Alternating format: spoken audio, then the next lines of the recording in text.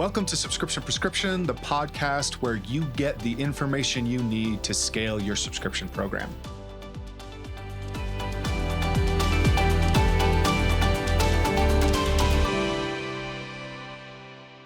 Hello and welcome to another dose of Subscription Prescription, the podcast where we help you figure out everything related to D2C subscriptions. I'm your host, Matthew Holman.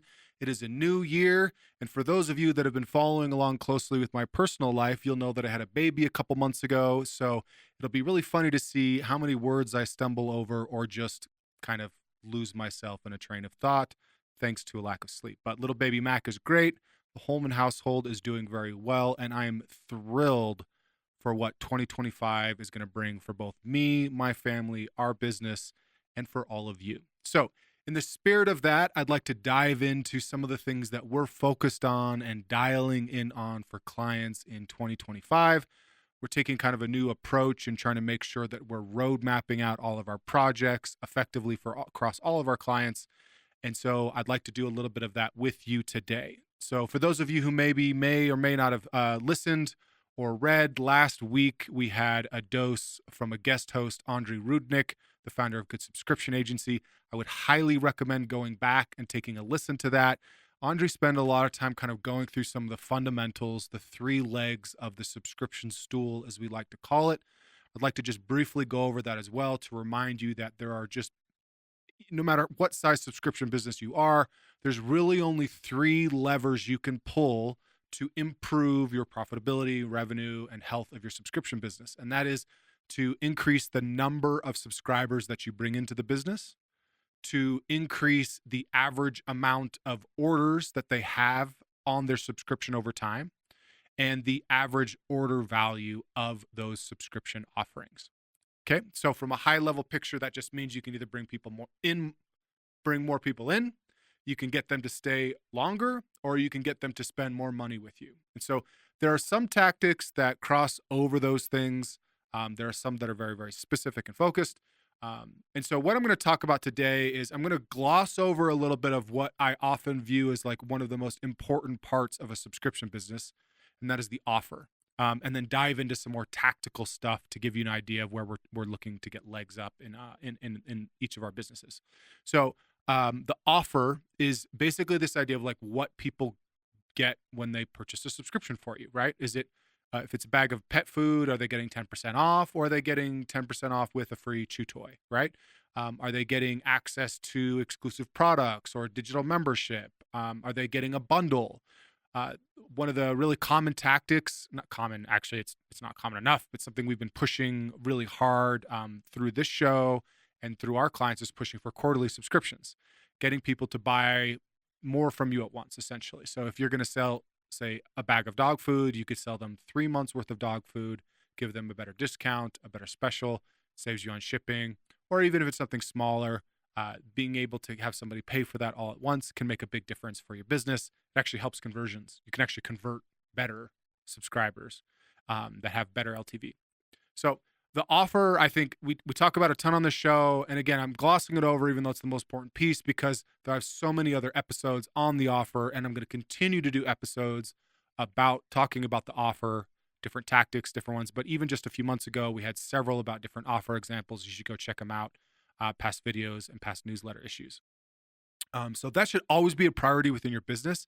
But that's something that your like growth team is also thinking about. Your ad or agency that's driving growth for your brand should be thinking and working with them about different tests you can make on offers, whether that's price, a better discount, a gift with purchase, a quarterly option, trying to test on landing pages, trying to make those tests to see if you can get more subscribers in the door. Okay, so let's set that to the side. That should be something you're working on continuously. But here are the list of things that I want you to be thinking about that you can start prioritizing in 2025 to improve your subscription program. And the first thing that I want to talk about is just relating to cancellation experiences. Okay, so I know that every subscription platform is a little bit different about how that's crafted and how that's offered, but the same, it's fairly consistent across the board. The idea is somebody goes to cancel, what do they see, right? This is a really common thing, is just setting this up and just kind of letting it run, not coming back to it.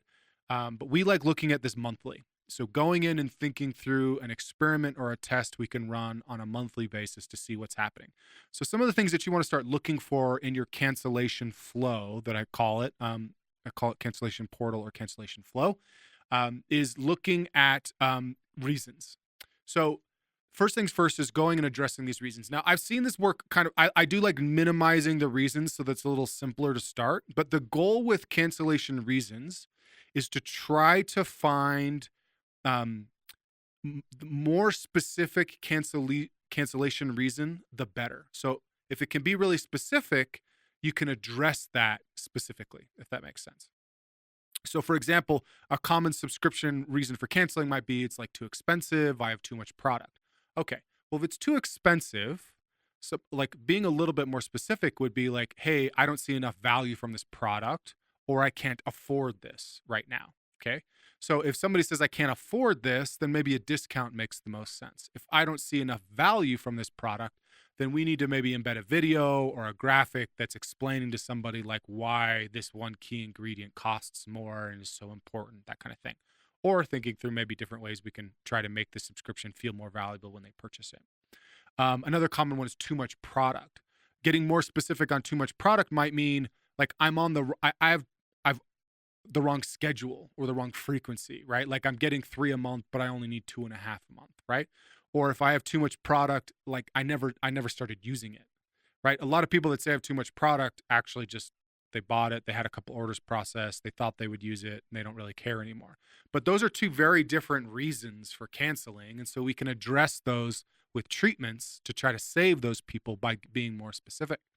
So looking at cancellation reasons, getting more specific with those, and you can test things. Basically, what I look at is I look at the top 3 reasons people pick to cancel and see if I can get a little bit more fine tune in that, right? If I have too expensive is like 30% of my opt-ins or reasons people cancel, then I maybe will start testing a couple of different variations of what too expensive is to see if I can still get people to, if people select that answer, but then if people get saved that pick that answer, okay?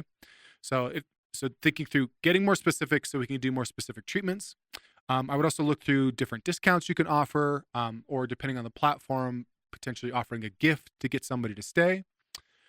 Also, what's really growing in popularity and effectiveness is what we call like a splash screen video. So the idea is when somebody hits that cancellation button, the pop-up that loads has like a video from your founder talking about the reasons why they founded the company or why their product is so effective or how much they care about pets or, why their head shave trimmer is more effective than the competitors. So that can actually be really, really effective as well at helping prevent cancellations. So investing a little bit of content, a little bit of spending time trying to be more specific about reasons, and a little bit of time on tests to see what can be more effective. So like we're A/B testing different discount percentages, length of discount percentages. We're also testing content, and we're also getting into the cancellation reasons that I mentioned. Those are really common things that we're doing with our clients. Okay, so cancellation portal, and as I mentioned, that should be something you visit each month. Look at the analytics, see how it's performing. It's going to go up and down just because that's what happens with trends and with reasons why people cancel. So your save rates aren't going to be like, it's not going to be 17% every month. It's going to go up and down depending. But you can look to see what's being more effective or not. Okay, so spending time on that each month is going to be really important and is going to do a better job of helping you get people to stay longer on the subscription, which is one of those levers that I was talking about. You could also, just to I'm going to go a little bit deeper on segmenting, depending on the size of your business. If you're over a few thousand subscribers, you can start looking at segmenting people by product or segmenting people by lifetime value, which is a really common attribute. And essentially it's like looking, okay, if somebody that's been with you for 6 months tells you your product is too expensive, you could offer them a deeper discount than somebody that's only been on there on a month or two. So just look at what your average order count is for that. Like, hey, if we get a really big drop off heading into month 3, then that month 1 and month 2, I'm going to offer 25%. But if somebody's hitting that 3, 4, 5, 6 month, I'm going to offer them like 35% to stay, because those people are more valuable. They see more value in the product, and offering them a better discount can actually improve their LTV overall.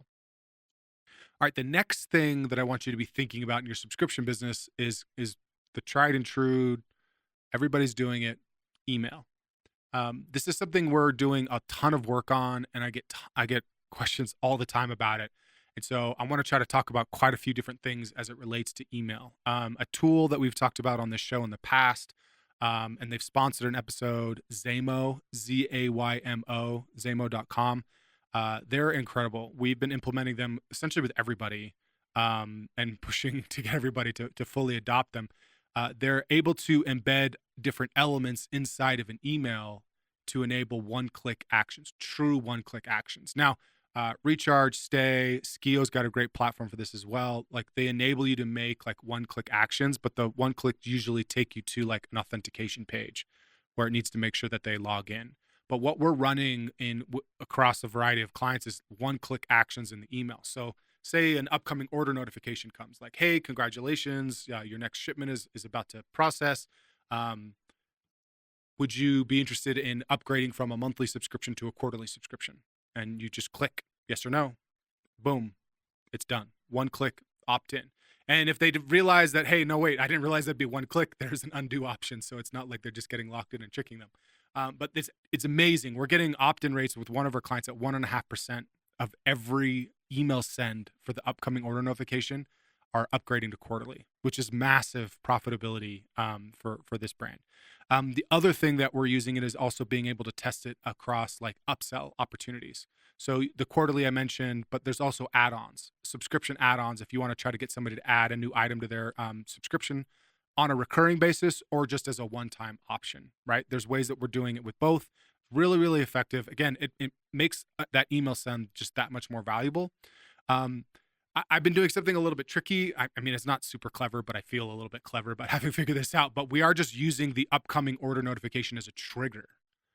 And so we're using, and we're not necessarily because not every brand sends an upcoming order notification email, right? Some people use SMS or some people aren't sending anything at all.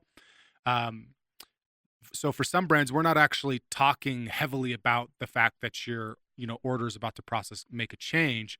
We're actually what we're saying is before your order ships. So, hey, before your order ships, add these items. And then I'm dripping a couple emails over the course of several days. Say the trigger is like 3 days out. We're sending an email 3, 2, and then the day before that the order is supposed to process. So treating it like a micro campaign of 2 to 3 emails of getting somebody to upgrade to a quarterly or change up the subscription to something that's more valuable, add items, upsells, that kind of thing. And then also win back emails, investing heavily in this, spending time trying to get, especially a lot of our brands that have been growing really quickly and have been churning through a lot of subscribers. Win back campaigns, really, really effective way of recapturing some of that revenue. Again, Zaymo, you can one-click reactivate. It's pretty amazing. So it really comes down to just testing some content and testing some CTAs that you can put in those emails because the tool is really, really powerful. So that's one of the ways that we're addressing email. The other comes down to with segmenting. And so we've talked about this in the past, but and I'm always reluctant to say like create more and more flows because I don't want you to feel like you have to go make 50 different flows around a single subscription product. However, one of the opportunities for most brands is to get more specific, like niche down into a couple of different reasons related to subscriptions. So it could be the product itself. So like if you sell 10 different products, you could look at your top 3 most popular products and start developing individual flows for those around those products. Or you could look at, say, a single product that has different types of use cases. So I've talked about this before, like protein powder. Like you could have like a weight gain segment. You could have a weight loss segment. You could have like a health or meal supplement or endurance training, depending on how specific you want to go with those. So the opportunity with email here and segmenting is that we can get really specific around reasons. We can get really specific around upsell opportunities, right? So if we're talking about like, oh, hey, if you're doing weight gain, muscle gain with our protein powder, then it makes a ton of sense to take this product and this product as part of this flow. If you're doing meal supplements, we're doing a collaboration with this other brand. You get the idea of when you get more specific on those reasons or on products, You can look at opportunities for better upsells, better copy, better ways of speaking to the customer so they feel like things are personalized. So you can do this in a couple different places. You can look at onboarding and onboarding email flows. So if depending on the product, they get a different flow, or if you can get them to indicate as part of like the purchase process, or maybe with like a email capture or post purchase flow, people that indicate a specific use case related to why they're buying your product, you could then also use that as a trigger for a segmentation effect. And again, the power with doing that is also just looking at how we can try to like upsell people in different products. So if we're talking, like one of our clients uses is a subscription box company, and one of the big goals that we're really investing in right now is trying to find, hey, if you're buying product A, we want to make sure you hear about product, C and D. If you're buying product B, we want to make sure you're hearing about product C and E. So we're getting more tailored in what we want to introduce people to based on the products that they're buying, because it makes a difference depending on what they're buying with this client. Okay, so segmenting in emails, getting a little niching down with emails, using the Zamo tool. Again, highly recommend looking at them. It's going to be a big opportunity for getting more specific on emails. And you can do this from a flow or a campaign perspective. And for those of you that are kind of wondering what I mean, a flow would be something that's automated and set up that goes out based on the trigger that happens. So like you buy product A, you get this flow every time. And if you have product A, you get this upcoming order notification every time. Or depending on, maybe the product you bought or some other triggers, you can do a flow. You can also do campaigns. Campaigns are like email sends that you're sending to a specific group of your subscribers, and you can you're setting that up in Klaviyo and you're sending that off without it being automated triggered. You're sending it yourself. Really, really great, especially as you're introducing new products, or if you start doing like quarterly subscriptions, you can start sending campaigns to subscribers, letting them know that they can save more by opting into a quarterly option, pairing it with a free gift, that kind of thing. Okay, a couple other places of where we're really focused again is also looking at processing. Processing is really tricky. I know it feels like it's something that should just work all the time. If you haven't listened to this interview, I highly recommend looking back 8 or 9 months at least at our interview with the founder of Butter Payments. Talked a ton about some of the nuance related to why retries fail, why subscription processing can fail, even if you get 2 or 3 orders in a row that go and then suddenly they're failing. So thinking about how you're doing dunning, about how you're doing processing. Some of the platforms do offer more nuance for this. I would still push pause on using any of the main, I'll say this a little differently. While some of the main Shopify apps are rolling out more processing and dunning features, I would still look at a third-party solution and run an audit with them first. The reason being is that just the difference between a software system it's just a part of their feature, or it's their core bread and butter, what they do all day every day. So like I mentioned, Butter Payments, Flycode is one that we're working heavily with. A newer one is Redux, Redux. Processing can be as effective as like adding 10% back to your bottom line. Like, I'm not exaggerating, but if you're saying you're processing 1,000 subscription orders a month, you could have up like 100 of them failing due to a number of reasons. So you could improve that significantly, right? So getting that up to 95%, right? That can be 50 orders. That's significant for a small business. And you think about a large business, making and processing improvements of 5 or 10% can be hundreds of thousands, if not millions of dollars, especially because there's like a recurring element, right? So if I can make sure that this payment is captured, then next month's payment for that subscriber will get captured, and on and on and on. This is something, again, I highly recommend looking at third-party providers. Although I did hear, like, if you're on Recurly, we have an interview coming out soon. Recurly's got that as a pretty strong feature set. But before you necessarily upgrade or pay more from that option from somebody else, I would look at a third-party service provider to see if they can make improvements for you. Okay, so those are 3 things I want you to start thinking about. spending more time on the cancellation flows and your portals, looking at the offers and testing those questions. Looking at your email, investing more in segmenting and getting some better offers going. Look at look at Zamo.